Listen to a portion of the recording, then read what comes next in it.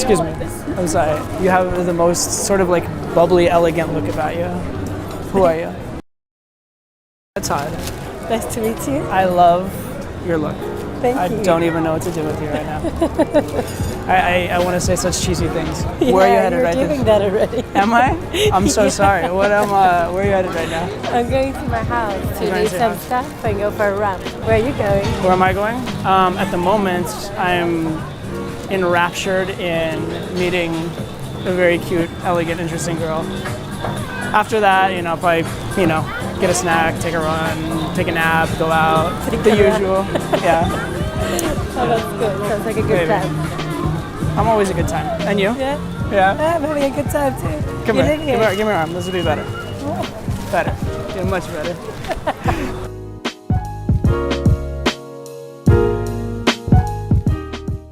How many of you guys have heard the idea of the word intent? You guys heard that word? Yeah. All right, so that's the word that kind of was the precursor to premise. Or how many of you guys have heard the idea of man-to-woman conversation? Right? So premise is the better version of intent. Okay, so intent basically means showing interest in the girl. Problem is, so showing interest is good in the sense that it makes it man-to-woman. It's bad in the sense that it gives your power away. So what premise is, it's the idea that you want to make it man-to-woman, but that you want to try and avoid giving your power away, right? So how do you do that, right? And that's why it's the better version of intent. It's the intent that doesn't give your power away. And so you should ask yourself, just in the interaction, what is the nature of this? Where is it going? And the frame you want to have, actually I'll give you a metaphor for it and then I'll explain it in this. So the metaphor is this: if you owned a company and you had jobs on offer, right? You have different jobs. What you want to say is, there's this job that you might consider applying for. So there's this premise, this is an interview, you are being decided on for a job, right? But that's very different than, hey, I'm gonna give you a job. Intent is saying, hey, I'm gonna give you a job. Hey, I've decided on you and I like you. There's no sexual tension there, it's too obvious, you lose all your power. Instead you say, hey, there's a job you might be qualified for, but I'm really not sure. That's the difference, okay? So that's what we're trying to do with premise, is you're trying to indicate not that you like her, or not that this is going to go somewhere necessarily, but that if it does go somewhere, the somewhere it will go will be man to woman, right?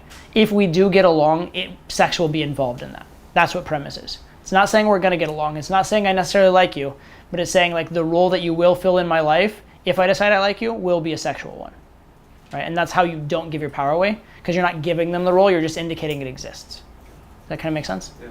Right? And then the next stage after you've established premise, you establish that man-to-woman thing, is evaluating, deciding whether they're right for that role. So that's the metaphorical conducting the interview. So first you say, hey, there's this job available. I don't know if you're right for it. And then the next stage is conducting the interview for the job. Let's see if you are right for it. Here are the things I'm looking for in a girl. Are you those things? That make sense? She 100% knows why I'm there at this point. Yeah, and so if you take that as an assumption, if you take it as an assumption, she 100% knows, but then you won't say it, you won't get to the point, what does that look like? You're weak ass. It looks like you're ashamed to get to the point, or you're afraid to get to the point, or you know what I mean? Or that you think like you want to hide your intentions or something like that, right? So either one of two things. Either she doesn't know and you need to tell her, or she does know and you're not getting to the point, which looks weak. Either way, have some premise in your set. So what you do there, you threw in a little premise, all right? And again, gaming moves, they're the spice of the conversation, they're not the meat of the conversation. So you throw it in, you had your little bit of spice, good. Now have some more normal conversation like you were, and then pop another little bit of premise in another 30 seconds, another minute, whatever. Something like that. How much premising do you need to do? It's like they get it, don't they? I mean, like... Kind of. So what's happening? So where are we gonna Yeah, so here's what's happening though, okay? If you have an interaction with someone, you have a series of moments, right? If you have interaction with someone over a week, you have a series of moments over a week. Over an hour, you have a series of moments over an hour, right? And you're assessing what the interaction is based on the like net of those moments. So if you have an hour of conversation and in it you said one premisey thing, that's like a drop in the ocean.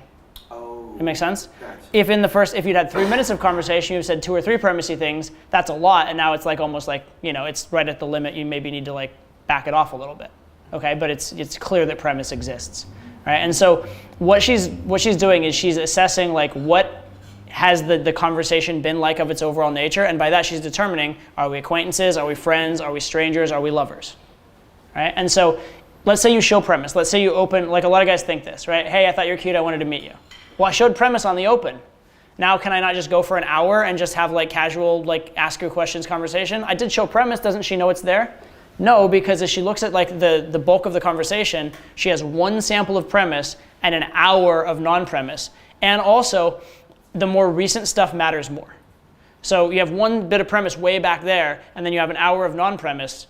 This is a non-premise conversation. This is an acquaintance conversation. Because maybe you went in and you were interested at first, but maybe you lost your balls and now it's acquaintance to acquaintance. You go walk up to a girl, which indicates maybe I'm interested in you, maybe I'm hitting on you, maybe I'm picking you up, and then you don't establish premise, she doesn't know how to react to you. She doesn't know what conversation she's having with you, and she's confused. Does that make sense? Right? And so a lot of times what will happen is you'll get to a certain point in the conversation, she'll be like, okay, well, it was nice to meet you, and she'll leave. It's not because she didn't like you. It's because you didn't establish any premise. And so she doesn't know what she needs to say next. She doesn't know what conversation she's having, so instead of like being awkward, she just relieves the awkwardness by leaving, right? And girls can't establish premise for the most part, most girls won't at least, for themselves.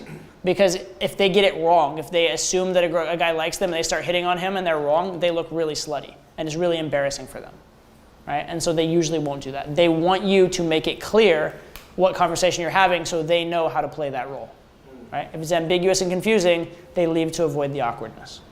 Does that kind of make sense? All right. I'll give you one kind of final example of this.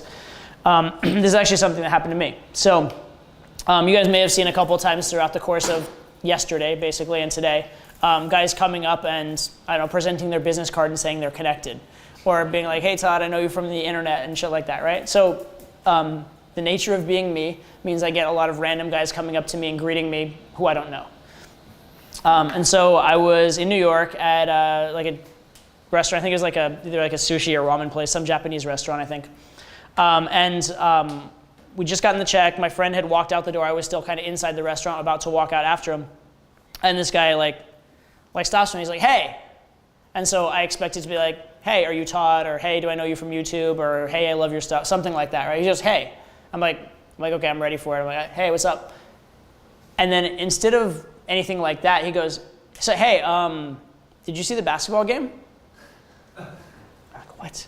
Right? And this was during the NBA Finals, so it wasn't quite as weird of a question, but it was still like, I'm like, I didn't see it, but yeah, I know what happened. Why?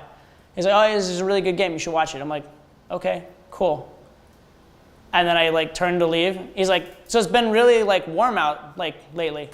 More than you'd think for this time of year, right? And I'm like, yeah, I guess so. Is there like a reason why you're like, is this going somewhere? He's like, no, it's cool. Just commenting. I'm like, okay. And it's a kind of awkward silence. I'm like, okay, so my friend's outside. Is there like something you want to talk about, or should I just go?